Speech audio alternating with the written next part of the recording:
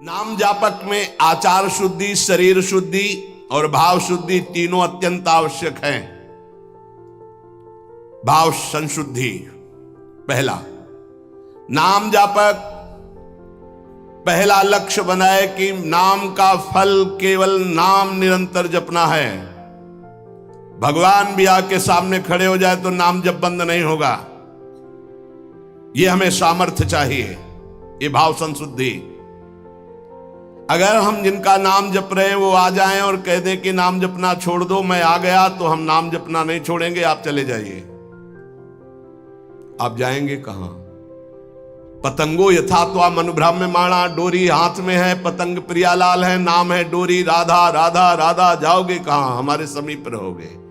पूज्य भाई जी महाराज, पूज्य गोस्वामी तुलसीदास जी महाराज, वो महान उपासक जो राम से भी बढ़ करके राम के नाम का आदर किए हुए हैं। प्रभु आए, नाम छूट गया तो नाम से बढ़कर नामी हो गया। प्रभु आए, नाम नहीं छूटा, तब नाम का आदर। यहां तो रुपया पैसा भोग सामग्री में नाम छूट जाता, प्रभु की बात क्या है?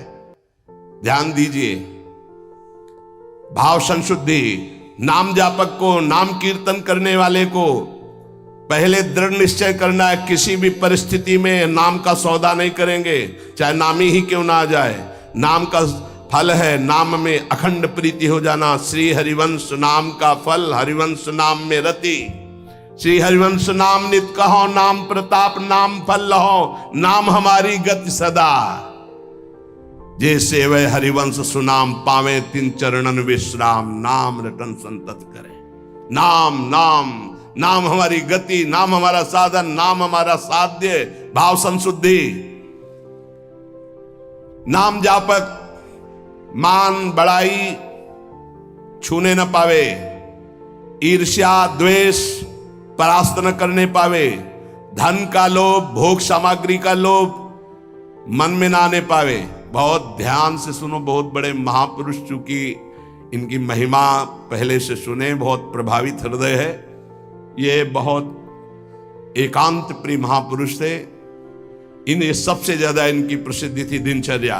ये अपनी दिनचर्या को श्री भगवान मानने वाले और महान पुरुष, महान बैरागी, प्रतिग्रह शून्य और वस्तु स्थिति के बोध प्राप्त किए हुए अवधूत महापुरुष श्री कृष्णानंद स्वामी जी महाराज। मान बड़ाई नाम जापक को छूने न पावे, ईर्ष्या द्वेष छूने न पावे, लोभ भोगों का संग्रह प्रतिग्रह छूने न पावे। ये मलिन भाव सदैव दूर रहे। ये नाम जापक कीर्तन करने वाले उपासक दंभ ना आने पावे, दिखावा ना आने पावे, बनावटीपन ना आने पावे। ध्यान दीजिए, स्वामी जी कह रहे हैं आजकल नाम जापक कीर्तनकार कीर्तन और नाम जप की ओट में बड़ा अनर्थ कर रहे हैं। बड़े महापुरुष हैं, ये अपनी वासनाओं की पूर्ति का खेल खेलने लगते हैं। ये नाम का कीर्तन का दुरुपयोग करने लगते हैं। जिनको ज्ञान नहीं, ऐसे लोगों को फंसाकर अपनी वासना की पूर्ति करते हैं। ये आजीविका चलाने लगते हैं, अपने को भक्त कहलाकर पुजवाने लगते हैं। कीर्तन मंडली बना करके वासना की पूर्ति करने लगते हैं। ये महापुरुष हैं, इनकी बातें सुननी चाहिए। हृदय से दंभ पाखंड रोग नष्ट हो जाएगा। कीर्तनकार नाम जापक इस विरुद्ध आचरण को कभी छूने न दे अपने जीवन में, चरित्र में। मलिन भाव को दूर से ही रखे तो भाव संशुद्धि होती है। जिसका भाव शुद्ध हो जाता है, नाम जप और नाम कीर्तन में उसके सामने प्रभु दिखाई देते हैं। पक्का पक्का, इसमें कोई संशय नहीं। नाम जप का अगला फल है नामी की हर समय सानिध्य का अनुभव होना, उनके रूप का साक्षात्कार होना।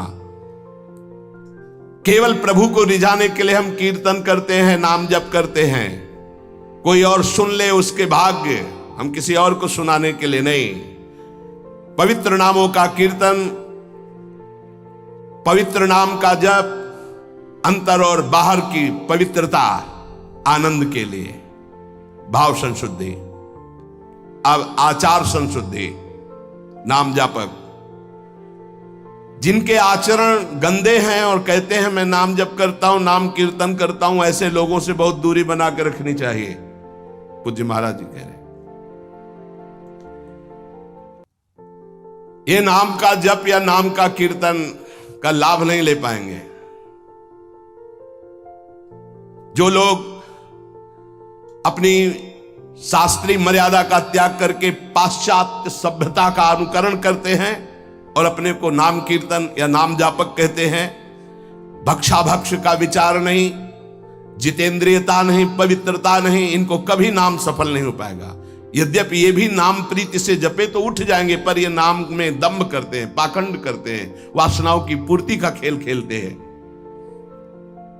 अब जो कह रहे हैं बहुत समझने की बात है। हमारे शब्दों पर ध्यान दिया जाए। जो होटलों में जिनके विचार, जिनके आचरण अपवित्र हैं, ऐसे लोगों के द्वारा बने हुए भोजन को पाते हैं। जो अपवित्र बिस्कुट, डबल रोटी, बन, देखना महापुरुष जनों के वचन हैं। जो अपवित्र विचार, अपवित्र चरित्र, अपवित्रता का अपने जीवन में संचरण किए होटलों में बना रहे हैं, उनके हाथ का बना हुआ जो भोजन पाते हैं। जो अपवित्र बिस्कुट, डबल रोटी, बन, वो जो मोटा मोटा आता है, ओ नहीं आता है, वो इतना बड़ा मोटा आता है, उसमें लाल लाल ऐसे लगे होते हैं, बढ़िया तो सुधार सम रसितुम जिह्वास्तु में विवला नहीं हो पाएगा। यहां मना कर रहे, बंद तो बंद हो गया, बंद हो गया। सत्संग जो है सुनोगे तो रोज चाटा लगेगा। और सच्ची कह रहे हैं, अगर इसके अनुसार चल लोगे तो भजन बढ़िया बनने लगा। सात्विक भाव से ही भजन होता है। कम से कम अपने घर में जो रोटी बनाई जा रही, रोटी बन रही, श्री जी को भोग लग रहा, सात्विक तो है। कब बना, कैसे लोगों के द्वारा बना, क्या विचारधारा से बना, कितने दिन से वो बना रखा है। अगर शाम की रोटी सुबह दी जाए ना तो अभी हो जाएगा कि हम नहीं खाएंगे, बासी है। और 10 दिन महीना भर का बनाओ, बन बंद क्या कहते हैं, नहीं 10-15 दिन की तो होती होंगी, 5-6 दिन 10 दिन की वो डबल रोटी होती। अब हमें तो ज्यादा कुछ पता नहीं, लेकिन होती होंगी क्योंकि दुकानों में बिकती हैं। अब ऐसा तो नहीं कि ताजी फैक्ट्री से निकल के तुम्हारे सामने आ गई थाल में, ऐसा तो नहीं।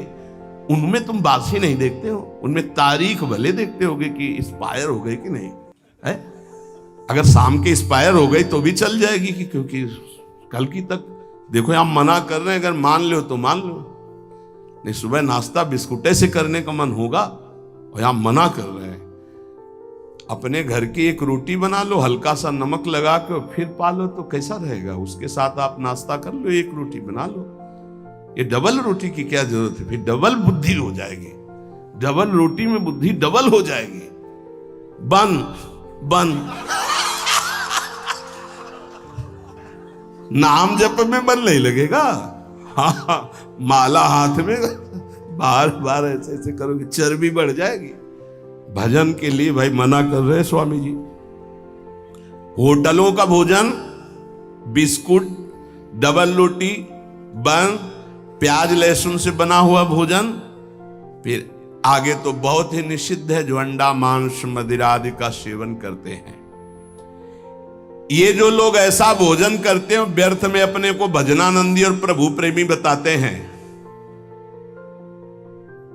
प्रभु प्रेमी कहकर अपने स्वधर्म का अपमान मत करो, अपने धर्म का तिरस्कार मत करो। ऐसा भोजन पाने वाला कभी भजनानंदी नहीं हो सकता। ये महापुरुषों के वचन है। कैसे चित्त शुद्ध हो सकता है? नियमाकुल जिसने स्नान नहीं किया है, जिसके वस्त्र पवित्र नहीं, उसके हाथ का बनाया हुआ भोजन पा रहे हो होटल में, तुम्हारा चित्त शुद्ध हो जाएगा। सात्विक आहार का सेवन करने वाला ही, सात्विक वृत्ति वाला ही आगे भजन में बढ़ता है। जो राजसिक तामसिक भाव वाले पुरुषों के द्वारा बना बनाया भोजन स्पर्श कर लिया जाए तो उसमें रजोगुण तमोगुण आ जाता है। फिर जिनको पवित्रता का ज्ञान नहीं, होटल में खड़े हैं, वो नहाए हैं कि नहीं नहाए, वस्त्र कैसे हैं, उनका विचार कैसा है, वो शौचालय जाके कितनी पवित्रता करते हैं, और दाल रोटी बना करके वो दे रहे हो, आप उसी कुर्सी में वही मांसाहारी पा गया है, वही तुम पा रहे हो, वही मांस बना है, वही तुम्हारा भोजन बना है, दाल रोटी फ्राई। अब उसके बाद जो तुम्हारे दिमाग की फ्राई होगी उसको कौन बचाएगा? रजोगुण तमोगुण जो तुम्हारे अंदर छाएगा। इसीलिए भजन की सिद्धि कहां जागृत हो रही? दंभ जरूर जागृत हो जाएगा, नाटक जरूर कर लोगे, लेकिन वास्तविक स्थिति थोड़ी आएगी। भगवत भजन के लिए तामसिक मलिन अपवित्र पदार्थ का सेवन दूर से ही त्याग दे। कई बार हमने प्रार्थना की कि प्याज लहसुन में कोई दोष नहीं, जहां आलू प्रकट होती वहीं वो प्रकट होता है, उससे तमोगुण की वृत्ति बढ़ती, इसलिए हमारे संतों ने रोक दिया है। वो कोई हिंसा नहीं है, किसी जीव की तो हिंसा नहीं है। जैसे हमारे लिए आलू है, शकरकंद है, मूली है, इनके लिए खाने का आदेश है। कहीं कहीं गाजर निषेध, कहीं कहीं गाजर लेते भी हैं। अब ये जो प्याज लहसुन है केवल तमोगुण के कारण निषेध। तमोगुण आ जाने पर निद्रा आलस्य प्रमादोत्थम वो भजन में नहीं लग पाएगा। तो भजन विरोधी वृत्ति का हम त्याग करते, इसलिए हम उस तमोगुण भोजन का त्याग करते। उपासक को भोजन पर विशेष सावधानी। एक काहे को ये सब 20-30 मिनट का खेल है, भूख लगी है और ये 2 अंगुल की जबान में केवल वो मिनट भर वो जो घुमाया, बस उसी का स्वाद है। गले के नीचे गया और फिर तुरंत उगल दे तो देखने लायक नहीं। बढ़िया जूस पियो अंगूर और अनार और मुसम्मी और सेव का, 2-4 घंटे में बदबूदार लघुशंका बना के फेंक दिया। ये मशीन ऐसी गंदी है, केवल भजन बन जाए इसलिए। ये जो चाट चटोरापन है ना, कैसे भजन होगा भाई बताओ? स्वाद तो तुम ले रहे हो गोलगप्पा का, पानी पूरी कहते हैं क्या उसमें? वो जब हाथ से घोर रहा था तो सैनिटाइजर लगा के थोड़ी धोया था कि उसको पवित्र किया। क्या क्या कैसे कैसे वो पदार्थ बने, कैसे वो सामग्री बनी। तुम नाम जापक हो, भगवत प्राप्ति करना चाहते हो, दुकानों की बनी बनाई चीजें तुम खाकर भजन करना चाहते हो। चाहे कोई कितना परिपक्व अवस्था को प्राप्त हो, अशुद्ध भोजन होने पर भजन खींचना पड़ता है, और शुद्ध भजन होने पर भजन ईश्वरित ऐसे होता है। इसीलिए वो अनुभव करके, सिद्ध पुरुष ही अनुभव करके लिखते हैं, साधकों के अनुभव थोड़ी होते हैं, सिद्धों के अनुभव है। तो हमें लगता है कि 2 मिनट की बातें, जबान के स्वाद की बात, भोजन को हमें सुधारना चाहिए। ये चीजें तो साधक को पानी ही नहीं चाहिए। देखो बहुत बढ़िया बात है, जाओ घर, एक परेठा बनाओ, नमक लगाओ, श्री जी को ऐसे अर्पित करो, आप पालो, बाल भोग आपका बढ़िया हो गया। बढ़िया रोटी बना लो, दाल बना लो, सब्जी बना लो, प्रभु को भोग लगाओ, तो उदर पोषण, सात्विक वृत्ति, भजनानंदी आपका स्वभाव बने। हम भजन करने वालों के लिए कह रहे कि प्रायः जितना सावधान रहोगे भोजन में उतना अच्छा रहेगा। भगवत भजन के लिए आपके शरीर और वस्त्र दोनों शुद्ध होने चाहिए। पवित्रता का निर्वाह करना ही होता है।